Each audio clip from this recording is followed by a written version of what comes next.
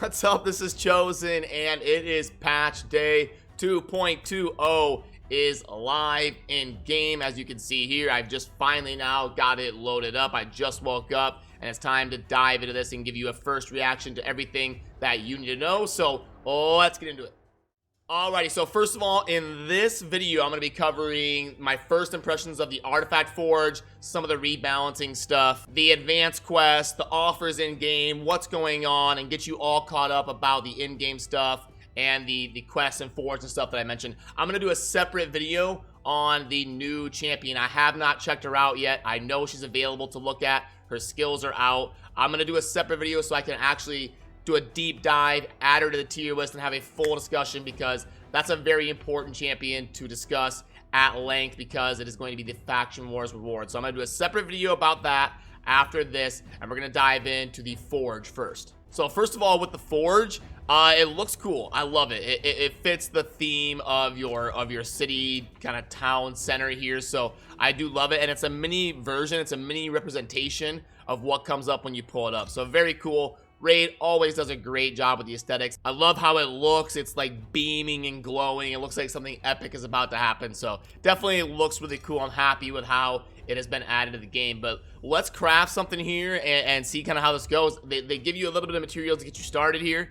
And I'm just going to kind of... So it looks like we can choose three or four or five or six. It takes more materials on the way. And you're able to gather these from rewards and events. I'm assuming they've got one live right now. They launched with it. So yeah, you can see here you get the different charms and crafting materials that you're going to need for the Forge are going to be in different areas of the game to acquire them, as long as you're active and paying attention to what's going on in game and pursuing those Faction Wars runs and the events and tournaments. You're going to acquire this type of stuff over time. So okay, let's craft some stuff and see how it goes. And you can also click on the little eye down here in the bottom right to bring up the crafting chances, and it shows you, with charm and the default odds. The bottom there, 7.5%. That looks pretty consistent to my testing in like Dragon 20 runs. That's about right on the analytics that I was charting for the rarity drops. I always said legendaries seem to be somewhere between 5 and 10%, depending on what I was getting for RNG in the day that I was testing.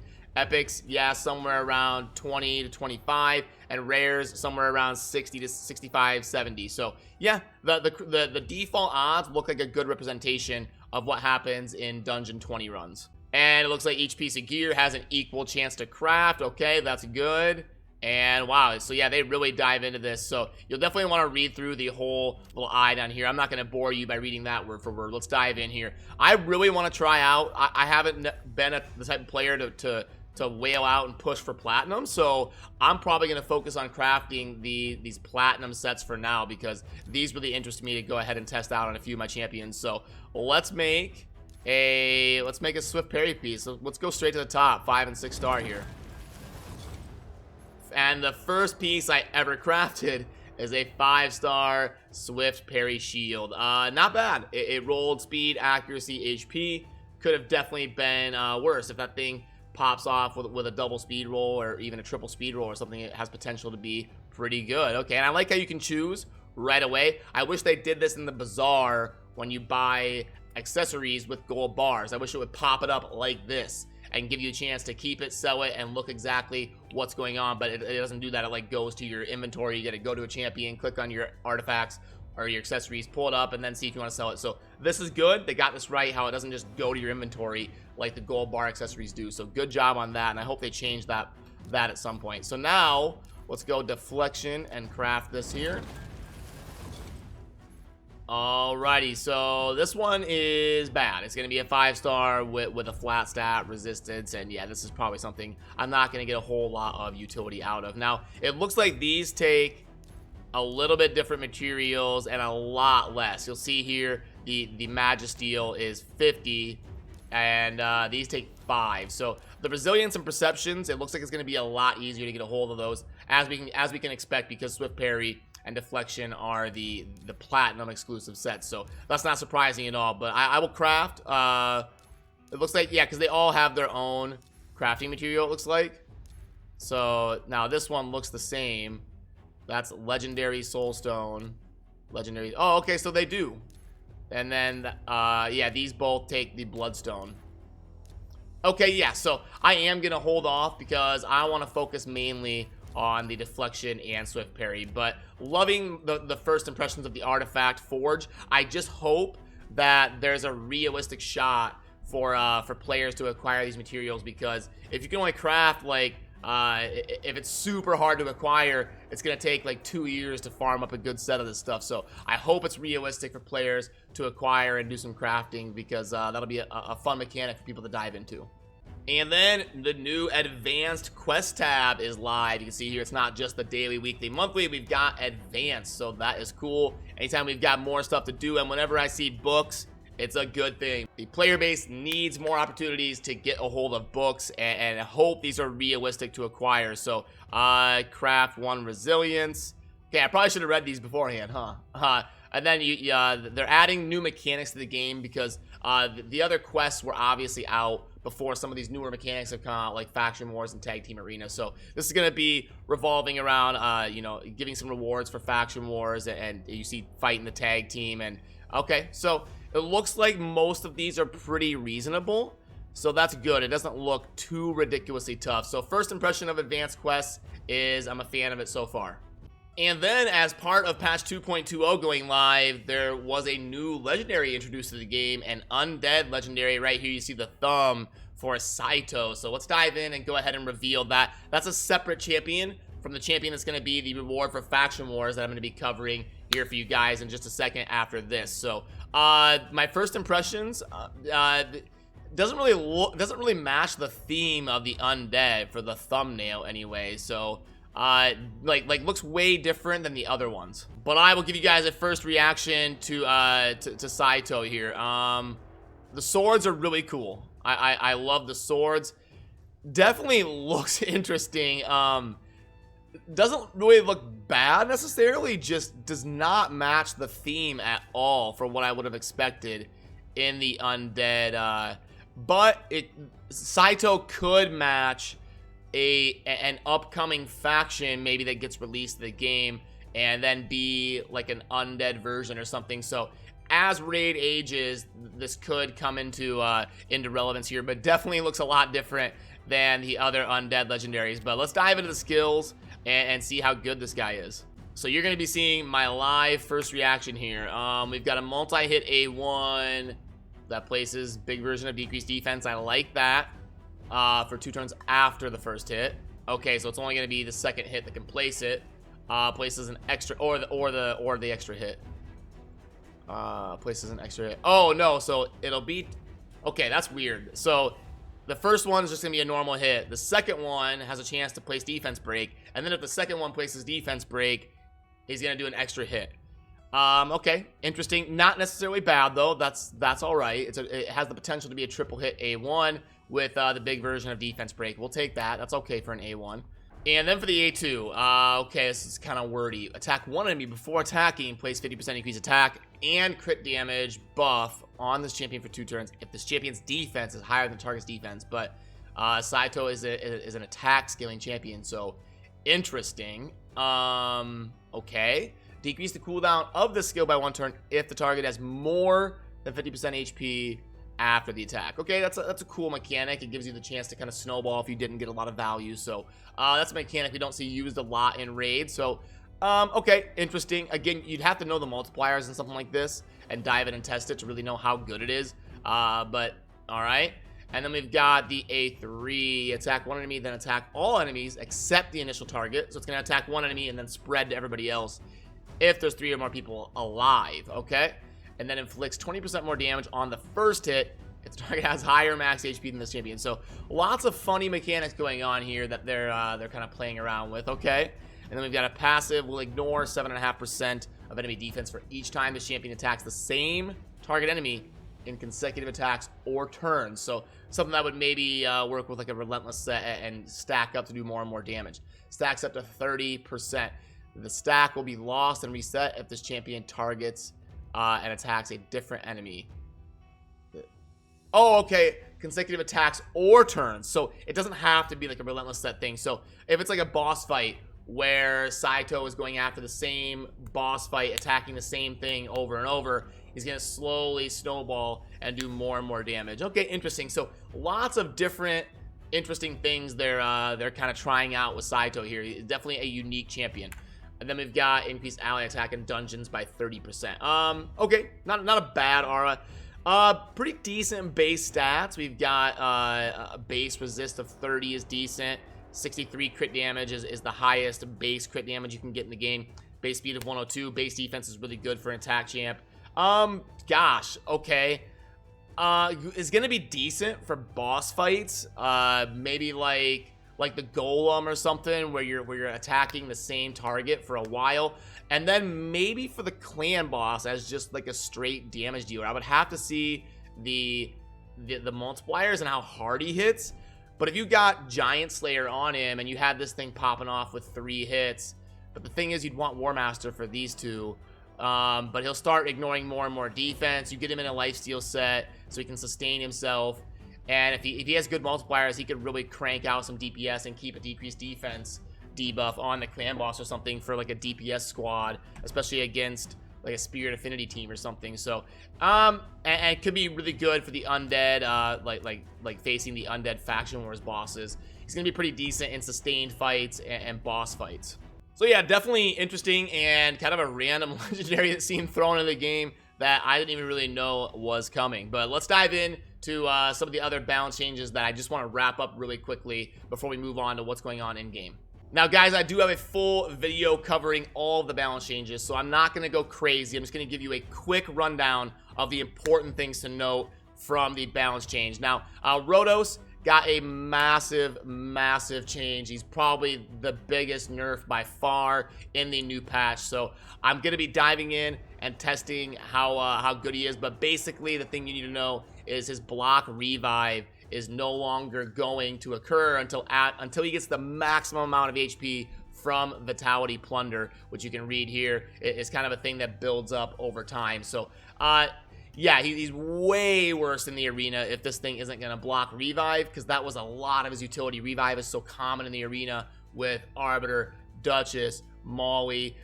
So many teams have a revive mechanic on them that was really his role in the game, was a hard-hitting single target sniper that does not let the target get revived, and that was really his role in the arena. So he is still going to be a decently hard-hitting sniper, but yeah, his utility in the arena went from like a 10 out of 10 to like 7 or an 8 out of 10. So I will keep you guys up to date on how Rotos is doing in the meta, because I know it's very important to keep an eye on that. But that's the biggest takeaway of the balance changes. Let's dive into a couple other ones quick. Candrafon was one of the biggest winners in the balance patch. He's got a crazy passive now. Damage increases by 40% while attacking under a veil, which he does place himself. You can see here that on the hunt places a perfect veil, an attack, increased speed, and crit damage. So that is a crazy passive effect. And then also going to be receives 40% less damage while under veil. So he's going to do a lot more damage and take a lot less damage. Then also boost champion's turn meter for each time the champion receives damage by 15%. Then does not work if the champion is the only one alive. So he won't snowball like crazy and just keep going ham if he's the only one alive. But that type of situation is pretty rare, especially for a damage dealer attack scaling champion. So that last part isn't really a knock on the passive. Then we've got an active effect that places a perfect veil buff on the champion for 1 turn each time an enemy's turn meter is filled, and it cannot be removed. Guys, that's really good. Candrafon is going to have some fun utility. I do have a Candrafon, so I'm excited to really dive in and do a deep discussion on Candrafon and test him in a bunch of different situations, and I will keep you guys up to date on exactly how good he is functioning in the game. So that's kind of the main two I wanted to talk about. I don't want to do a full 25-minute video going over all of the balance changes because I already did a video reacting to that, but I just wanted to touch on it really quickly and remind you about a couple of the big ones. There's some other changes like Saris getting a basically nothing nerf. Gurgo the Augur is a lot better now. So there was some other balancing going on. Torment was changed a little bit, but I could do a full 30-minute video on that, and I already did. So I'll try to remember to link that up there if you want to check that out. But now, let's go ahead and get you caught up on what is going on in-game. So first off, if we pop up the Tournaments tab, you can see here that we've got a Dragon Tournament ending in about a day, so keep an eye on that if you're trying to scoop up your Epic book, or go after some relentless pieces. And then we've got a couple new ones here with new artwork. This looks like Talia, I think. The redhead from the Sacred Order, the epic champion. I think that's Talia anyway. Right here. I think definitely looks a little bit different, but it kind of reminds me of Talia. This is new artwork based around the Forge, so definitely interesting there. But okay, so yeah, you can see here we've got the Forge mechanics sliding into the new tournaments here, so that'll be fun. I'm sure these tournaments will be a little bit more active. People are going to be excited about the Forge and trying to craft these materials, so at least they put them on the right side as guarantees, because I'm sure the game's going to get a little bit of an uptick in terms of people trying to go after these. And then we've also got a classic arena showdown, and now we can finally see where Plarium values the different artifacts. We've got weapons as least, and then helms, then shield, then glove, then chest, and then boots. It looks like that's also similar to the reward in the campaign. I think the campaign stages go weapon, helm.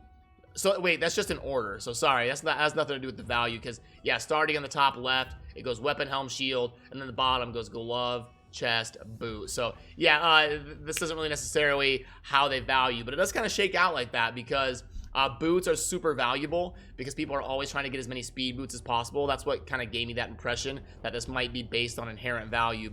And then the things on the top are typically less value because they always roll the same main stat, so it's a little bit easier to acquire good pieces of them. So it's more valuable to acquire the items on the bottom, the gloves, chest, and boots. So yeah, okay, they've got this in the right order in terms of how to place it for the reward, and it's good that they are guaranteed on the right and not only tied to things on the left, but you can also get some crafting materials here if you're able to get in the top kind of spot, top 20 of your group. Okay, so yeah, should do a decent job of driving a little bit more activity in some of these tournaments.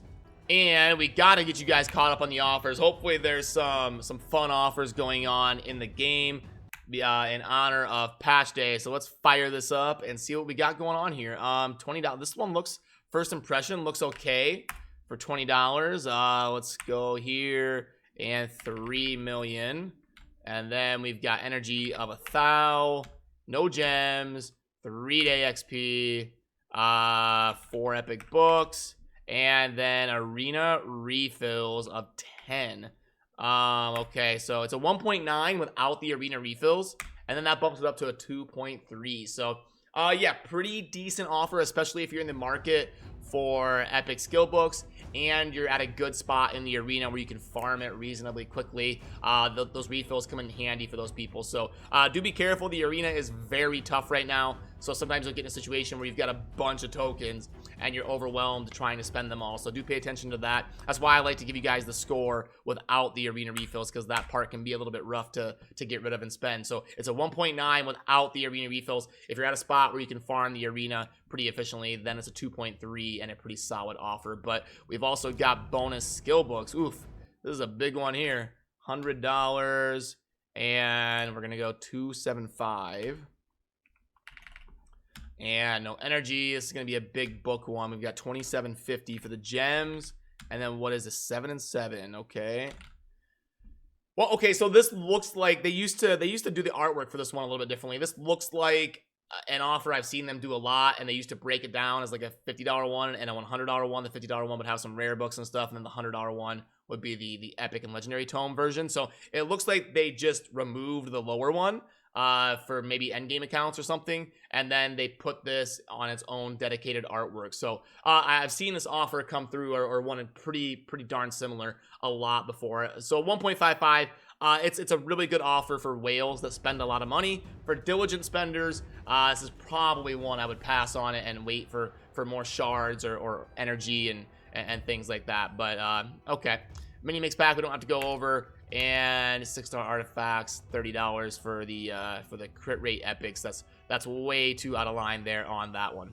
But all right, that's gonna do it for this video, and I'm excited to get to my video grading the Faction Wars champion and doing a full reveal of her kit and all the grades for her as a champion. So remember, you can find this in game. If you want to read this in depth, you just go into the news tab and then click on the new update, read more, and you can scroll through this on your own time and really read all the details. But I wanted to get a video out there to give it some context and put a nice bow on everything and wrap it up for you guys. So super excited to dive in. gonna be streaming for a while today and really playing around with the game. Patch day is always exciting. Definitely let me know what you think down in the comments. I always enjoy reading your guys' perspectives as well. So as always, thank you for watching. Have a good rest of your day. Peace.